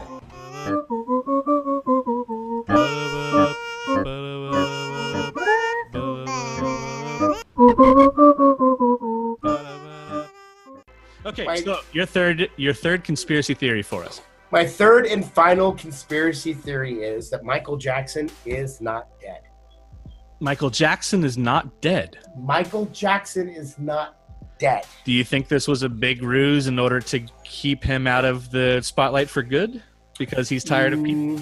No, I think he finally found the right recipe of money and people to achieve his dream. And his dream, Michael Jackson's dream, has always been to be a white boy. It's the Peter Pan complex thing going on, right? Yes. Yeah. But is it the white thing? You know, he had that skin condition, right? I mean, it's not like he was attempting to become whiter. He was literally becoming whiter. That's a genetic defect in the actual genome, and no one else in his family has it. And that's rare. Usually in multiple siblings, you will see at least 1 to 2 siblings have the same genetic defect, and they don't. So even LaToya doesn't have it? Nope. I always thought that they looked alike. No. So here's what I'm going to portray to you. All right. So roughly in 2009, Michael Jackson was murdered. Yes. That's according to the narrative. His doctor, Conrad Murray, basically gave him a lethal dose of propanol or I can't pronounce it. Basically, the P word, and we all know what the hell it was. Yeah. Anyway, so here's my theory, okay? Has anyone ever heard of Justin Bieber? I think everybody has. Okay, 2008, Justin Bieber was discovered by Usher, correct? I will take your word for it. Okay. I don't know the history of the So basically, Usher discovered him on YouTube, and Justin Bieber was this little super white bread Canadian boy who sang these really god-awful, cheesy fucking love songs. And Usher decided, I can make money off this motherfucker. And he basically brought him out into Hollywood and everything else and cut a record. Now, that being said, Usher is also a huge fan of Michael Jackson, and Usher was actually in the industry compared to Michael Jackson to the point where they were like, he's the next generation Michael Jackson. You know what I mean? Yeah. So that being said, Usher is he owes a lot of his career to Michael Jackson. Now, Conrad Murray grew up in Trinidad. Okay. Do you know what the major religion in Trinidad is? I'm going to take a guess and say Jehovah's Witness. No. It's actually called Osca or Obia, which technically is voodoo. Oh, really? Yes. Okay. Now, the other side effects of the drugs that Michael Jackson were given is that people have reported out-of-body experiences, meaning that they left their mortal coil and were able to float and see existence in the astral form, if you will. Wouldn't you just call that a mixture of psychotropic and psychedelic experiences brought on by a weird rewiring of the brain? Or you could say that there's a spirit in the body that's floating out, which we both know is bullshit. Yes, but you could say that. So Here's what my theory is, okay? So Usher brings Justin Bieber into Hollywood roughly in May of 2009. Michael Jackson dies in June of 2009. Yep. Now, that being said, the music industry, everyone knows that it is a very, very tight community of you do this, I do this, we get this, you do me this favor, I do you this favor, right? Now, at least on the back end, sure. Maybe right, not all the talent, but the back end. But now Michael Jackson had been influential in a lot of musical careers of not just black artists, but just artists in general. Oh yeah. Whether it was he was all over record deals and paid for studio time on all this other stuff. He was one of the first, maybe there were a couple before him, but he was one of the first major black moguls that was also the biggest talent in the world. Correct. Like that doesn't happen that often. I mean, you could argue that Puff Daddy is one of those as well, right? Like or better yet, Jay-Z. Like he's an artist, a producer. He's made more Grammys than Grammys got Grammys. You know? Yeah. But he's constantly out there trying to find the next big thing. And, and he's got, you know what I mean? He has his own record label, everything. Right. Yeah. Now, Michael Jackson's doctor is from Trinidad. Trinidad's most popular religion is voodoo or obia, or if I'm pronouncing that right.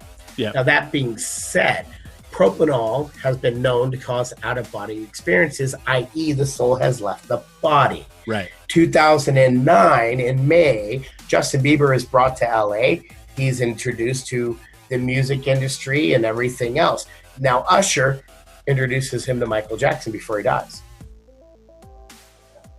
You know, I think I know where you're going with this. So I put out there that Michael Jackson actually invited Justin Bieber over to the Neverland Ranch because he was fond of little white boys. And in that process, his doctor drugs Justin Bieber, drugs Michael Jackson, and actually swaps souls. So a Corey Feldman, Corey Haim scenario, if anyone can remember that name of that movie. I was thinking more along the lines of Child's Play, but yes. Yeah, Child's Play came later for sure. Yes. But now that being said, everyone's like, you're fucking nuts, you're fucking crazy. Now I'm going to say stop. In the beginning of his career, Justin Bieber was very Canadian, very polite, very baby, okay? Then, after being exposed to the whole, what I assume is the Michael Jackson virus, if you will. The switcheroo? The switcheroo. I think that because of the drug-induced psychosis that these things could and would cause, that it took a little while for Michael Jackson's soul to actually completely and utterly take over. Now, let's fast forward. You don't think that was just puberty? No, 2009. Okay. Here's why. 2009, everything starts to take off really, really good for Justin Bieber. 2010 rolls around, everything's still kind of going kind of good. And then from 2011 to 2015, Justin Bieber goes fucking wackadoo, fucking crazy. He becomes an actual affinity for masks. He's got a gas mask. He's got these fucking little masks he puts on his face. He starts acting crazy over in Asia and Indonesia. Who else did that? Who else wore masks? Who else went crazy over in the Asian countries? Who else could that have been? Yeah, that was. Right. Oh, now, Michael Jackson had bubbles. Okay. Justin Bieber bought a monkey as well. Well, that could just be, you know, what would you call that? He took a shine to the monkey? No. Actually, the thing is you look at... No. But then you start looking at the career of Justin Bieber. He starts becoming very, very more flamboyant, and his behavior is erratic as fuck. He starts acting more like a white Michael Jackson when he's dancing and his songs and all of his career. It's very Michael Jackson-esque. And people have often said that, how the hell is this Canadian boy? How can he sit up there and at this award show and have the whole white tuxedo outfit and dance like Michael Jackson in Smooth Criminal? And I put out that my theory and my conspiracy theory is that Michael Jackson never died. Justin Bieber died. Because Conrad Murray was able to transfer their souls voodoo him voodoo. Holy shit, dude. Correct. Now you look at what Michael Jackson is doing, or not Michael Jackson, what's Justin Bieber doing now? He's found Jesus. He's found this. He's found that. And I say... Michael Jackson was pretty religious. Not only was Michael Jackson religious, I say Michael Jackson, since he never died, he's still aging, even though he's in a much younger body. Maybe he's finally figured out, I need to take a break from this shit, and I need to back off, and I need to say, I'm going on a religious whatever. Like maybe he didn't want to recreate the life he just had. Now he has a chance to go and explore some other things that were in the back of his mind while he was making Thriller, That is correct. Yeah, I follow So I say that my conspiracy theory to end this show with is that Michael Jackson hijacked the body of Justin Bieber in 2009, and since 2009 has been riding the Justin Bieber pony all the way through said career, because now you look at some of the stuff that people are saying in relationship-wise is that he's gone very, very dark. He's gone very, very... my favorite is, they've quoted as saying, he's gone very eccentric. But yeah, eccentric. Right, I'm waiting now. So let's say he starts a compound in Europe and he gets... I don't know, a merry-go-round. He gets a petting zoo. Maybe he builds himself another Neverland, huh? Exactly. So I propose to you. Now, Usher would have done all this because he felt a debt to Michael Jackson. Right. I say that Justin Bieber is Michael Jackson. And by the way, just a little irony there. Should this be true? It is true. Usher ushered Michael Jackson. Yes. Yeah, he literally did what his name means. Yes, exactly. Quite interesting. Put him on a new pew. Exactly. Yeah.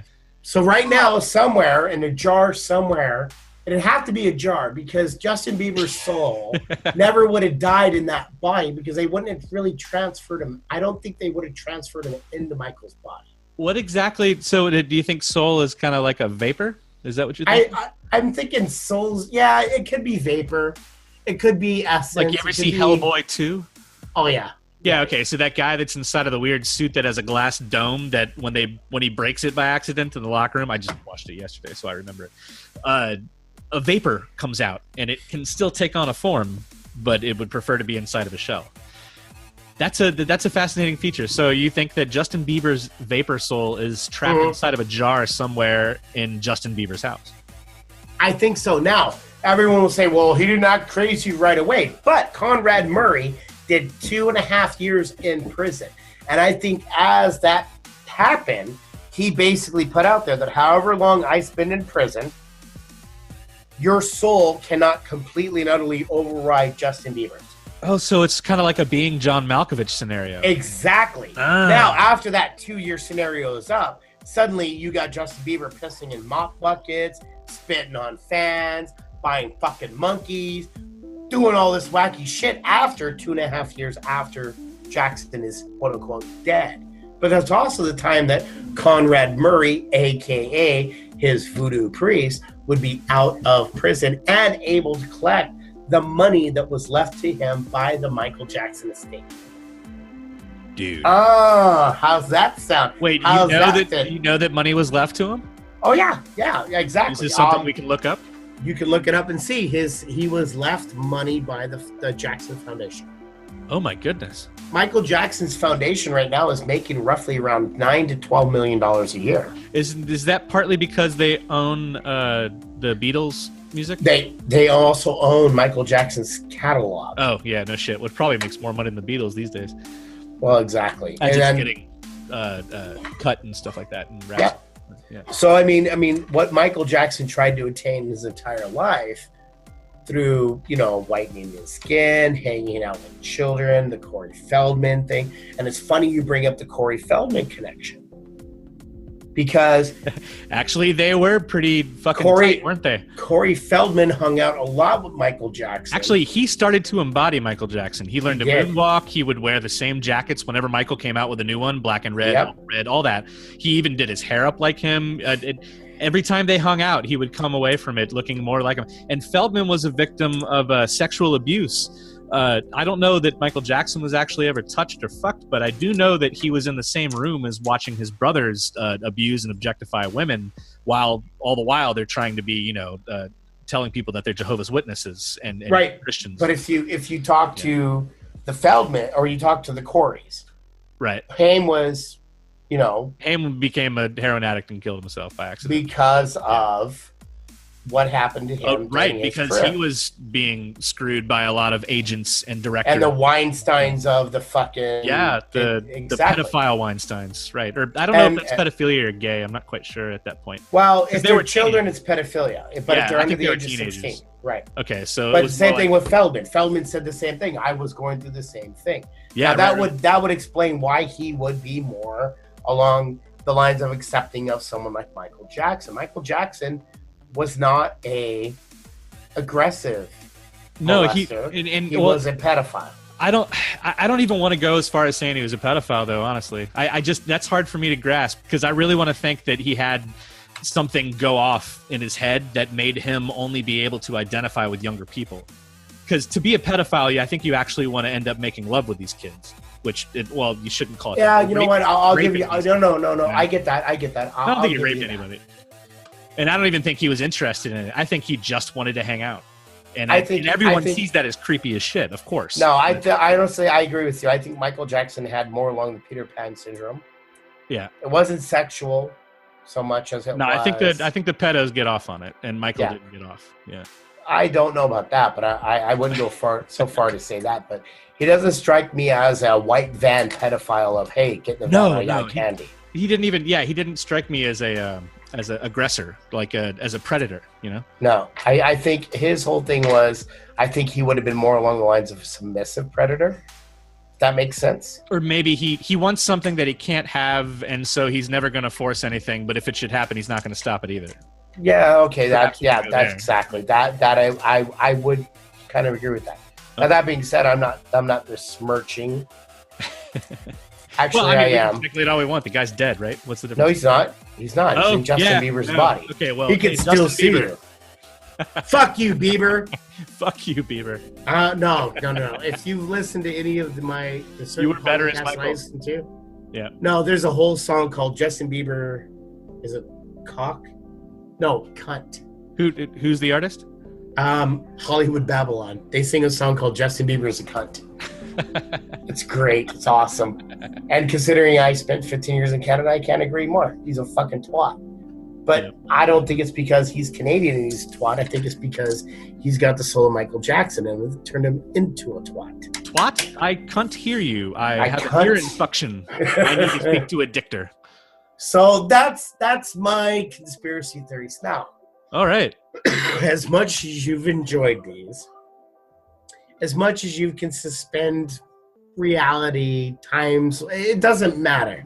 The biggest thing that I wanted you to take away from is if any of the three theories that I have given you can sound rational to you in any way, shape, or form, I want you to consider the following. Our government is doing 10 times the amount that I've talked about, 1,000 times worse upon the people of the world, including their own citizens.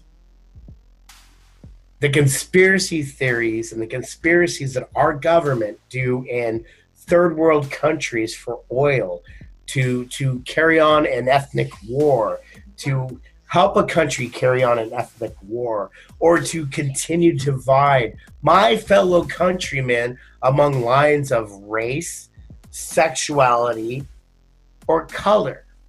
It's all a big conspiracy. And what I want to point out is this absurd bullshit that you've listened to for the last hour and a half let me throw a couple ones out there that I want you to really keep in mind is there's no difference between you and your black neighbor, or you and your black gay neighbor, or you and your white gay neighbor, or you and your neighbor in any way, shape, or form. You're both Americans.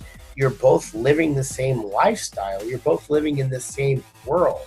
Yet Trump is a millionaire, billionaire, whatever the fuck you want to call him, who has no concept of anything that you've ever dealt with your entire life. And that goes for all, if not, well, most, if not all of the representatives and congressmen that are currently sitting in office. Yep. They don't know what you struggle with or what I struggle with or what 90% of the population does. But by God, they're going to be sure enough to tell you how you should live and how you should vote and how much taxes you should pay.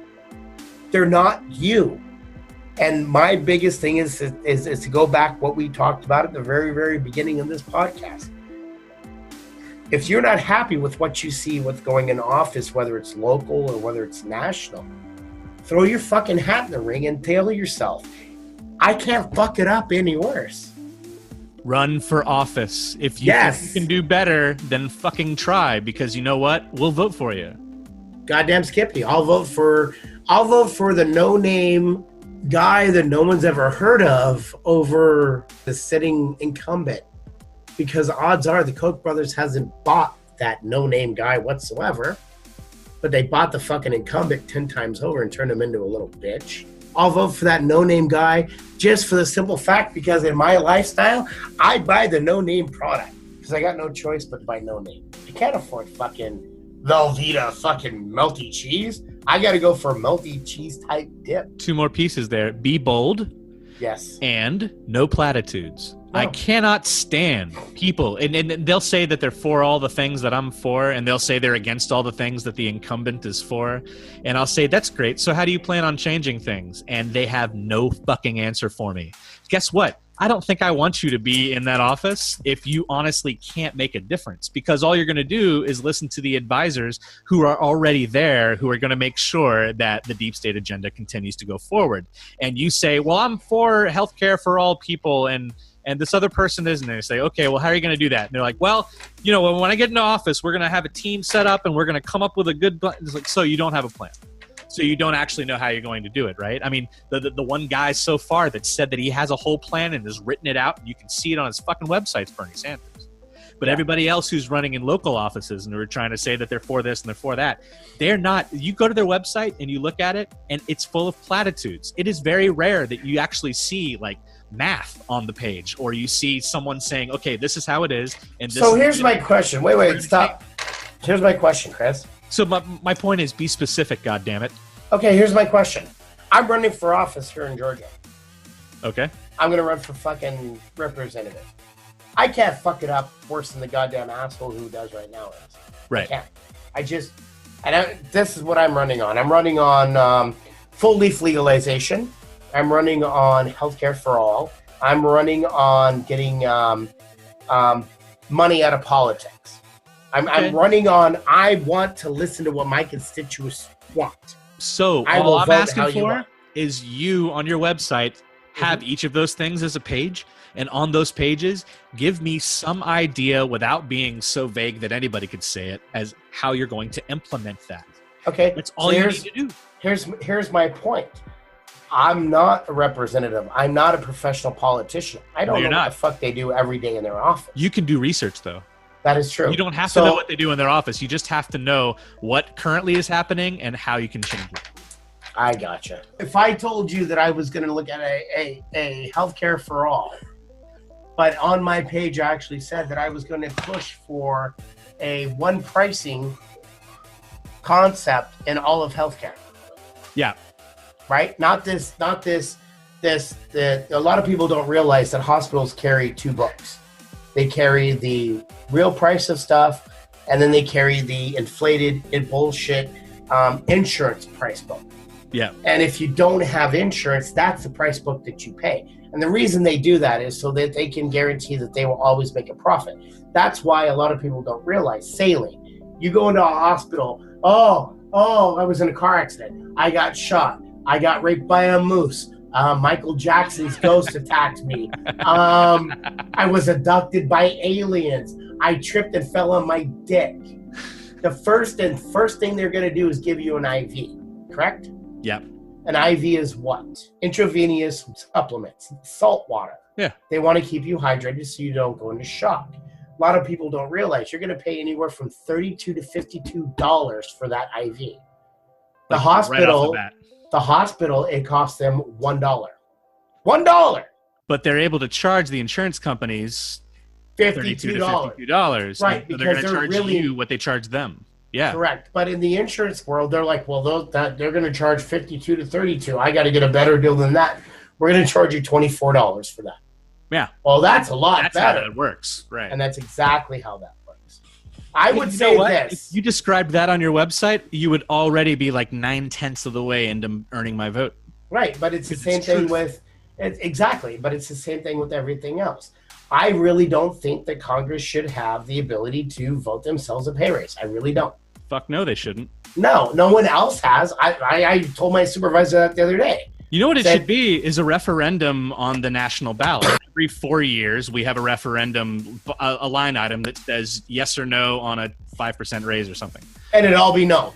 Guaranteed. Of course it'd be fucking no, because they don't even earn what they get right now. They're making, what, $175,000, $180,000 right now? It's public service. It's not public fucking private funding. You know. Well, you got to remember is they don't need $100,000 a year. If I was a prostitute, my hand job service would cost more than $5. I think they should all make minimum wage. I could channel the wrist action of Michael J. Fox and put your dick back to the future. You know what I'm saying? Yeah. And I guess the argument against them all making minimum wage is then, well, the lobbyists would have more sway because they can say, well, you know, I see that you're really fucking poor now, so I can give you $100,000 to blah, blah, blah. So they're already doing that. Twofold. But they're already doing that. I know, but minimum wage only and nix the lobby. That's right. Nix the no more lobbying. Why the fuck is that even a thing anyway? All lobbyists should be shot. Well, I'll let you go ahead and keep that one. I'll say it loud and proud. All lobbyists should be taken out into the street, put down on their knees, and have a fucking round put behind their ear. Because a lobbyist is nothing but a fucking whore for corporations. And corporations, we all know, don't give a fuck about the average person. They're there for the bottom line. I smoke. I've been a smoker since I've been 13 years old. I have tried to quit multiple fucking times. It's bitch. I still smoke. I don't smoke as much as I used to. But that being said, there were lobbyists who went to Congress and said, during my lifetime, as I was a very, very impressionable child, to say, who gives a shit if we put a cartoon camel on our cigarettes? It's not like we're giving them to kids. Yeah, right. That's exactly what the fuck they were doing. You don't see it nowadays. Why? Because people fucking bitched enough that they fucking pulled them. You don't see cigarette ads anywhere unless it's an anti-cigarette ad. And with that, we're going to have to go ahead and end the program. But we really appreciate you coming in and taking a listen. And don't forget, we're going to be making them a little bit more often now that Jesse was finally able to get his computer fixed. Yes, there'll be another one next week, friends. Don't know what the topic is yet, but we'll know. Take it easy, everybody. Thanks, Jesse. Love ya. Talk to you later.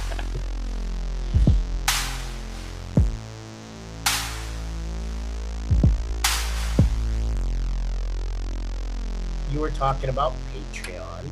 Oh, yes, I was. And the swear jar. I'm going to put out there that if you would really, really like to make Chris work, we could do the 1980s style of censorship to where you could actually have to make him go through all of our audio. And instead of hearing me say the word fucking McFuckface, he'd have to come up with Fruity McFruiterson. You want me to sub myself back in? You'd have to do that instead of them bleeping it out. Come up with an alternative word to the word fuck or frick or what was the other one? Son of a bitch. I've heard in some movies is ham sandwich. And it's like, wow, you should have just put a beat there. Go flim flam yourself. Go flim flam yourself. So, all right. So I don't give a sandwich. Yeah, you know what? you know what? I'll make you a deal, Jesse. And I wasn't thinking of doing this, but since I haven't actually turned it on yet, I will be by the time this airs, by the way. Oops, hint, hint. If you give $1, it makes a bleep. If you give $2, it makes me have to work a little harder. Yes, you got to come on. I will provide the audio of frick, frack, and everything else other than the actual cuss word. I will make sure that I give you that audio. Yeah. Just so you gotta splice that shit in. I think that'd be fucking hilarious. We'll record you saying wacky shit. And Yeah. hey, I'll be coming up with other interesting things. Something else you'll be able to do is direct the show. I haven't come up with what the amount is yet, but if you become a recurring patron and give monthly a certain amount, you'll be able to, every time we have an episode, give your input on what you want one of the topics to be. And we'll give you selection, things to choose from, or you can come up with one on your own. And of course, it's subject to review because obviously I'm not going to be talking about things What we could do, though, too, is then invite that person to when we actually record so they can listen in at the same time.